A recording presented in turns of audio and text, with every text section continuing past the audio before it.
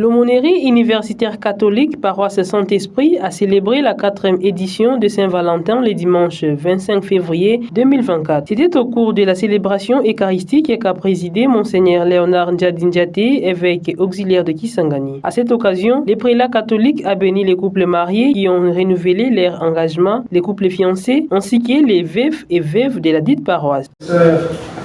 Les jours de votre mariage, vous avez uni vos vies dans le lien indissoluble du sacrement du mariage. Je vous invite maintenant à vous tenir par la main droite et à renouveler les promesses que vous vous étiez faites l'un à l'autre.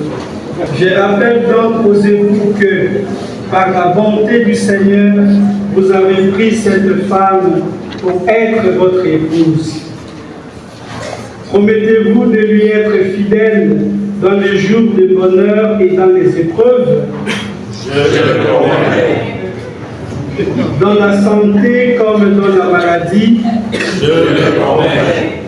Promettez-vous de l'aimer et de la chérir tous les jours de votre vie? Je le promets.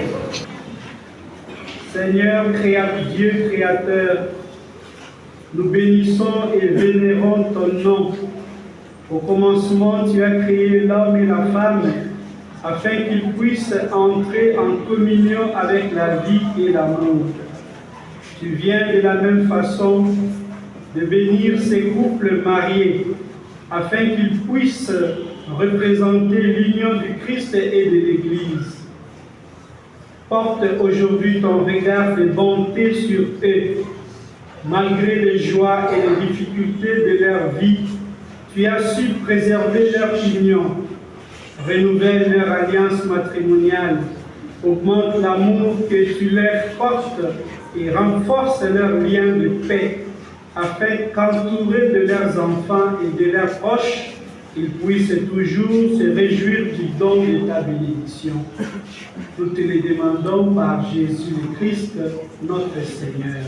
Amen. Après la bénédiction finale, M. l'abbé Dieudonné Kambale, curé de la paroisse Saint-Esprit, nous parle de la circonstance de cette activité. Chaque année, on essaie d'ajouter un plus, puisque comme vous le savez, quand on organise un événement chaque année, il faut voir comment le même événement peut avoir une autre couleur.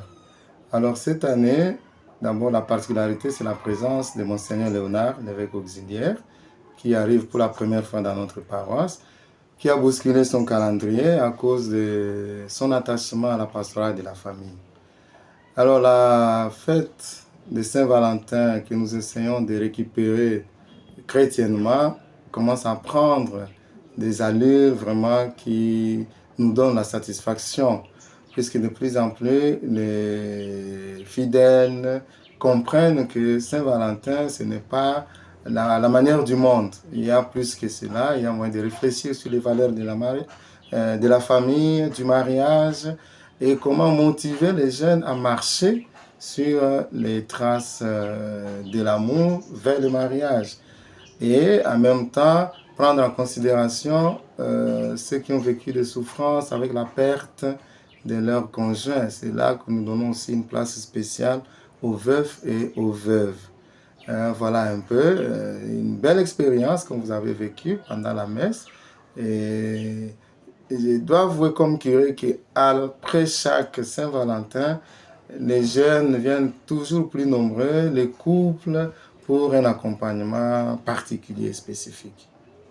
Monsieur l'abbé, vous avez organisé une série d'activités avant la journée d'aujourd'hui. Par exemple, le mercredi 14 février, il y a eu des enseignements sur la théologie du corps et sacrement des mariages. Qu'est-ce qu'on peut entendre par la théologie du corps, monsieur l'abbé?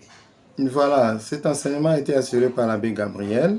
Le corps, comme le dit le pape Jean-Paul II, a sa théologie. Le corps, c'est le temple de Dieu. C'est donc en rapport avec le mariage. Considérer le corps comme temple de Dieu signifie ne pas souiller ces corps-là. Ces corps demeurera temple de Dieu lorsque les jeunes vivront les valeurs matrimoniales seulement après les sacrements. Et alors, c'était très intéressant, les jeunes qui ont posé notamment des questions, mais comment préserver son corps jusqu'au mariage, alors que la société nous dit qu'il faut essayer, quand on va au marché, on n'achète pas directement un article, on prend tout ça. Alors, c'est intéressant pour dire aux jeunes, vous voyez, l'amour ne s'achète pas. Et les corps comme temple de Dieu ne s'achètent pas. C'est un don unique qu'on reçoit et qu'on donne aussi à son conjoint, futur conjoint ou sa future conjointe. Et donc, cette année, nous avons voulu mettre l'accent sur la préservation du corps vers le mariage, le corps considéré comme temple de Dieu.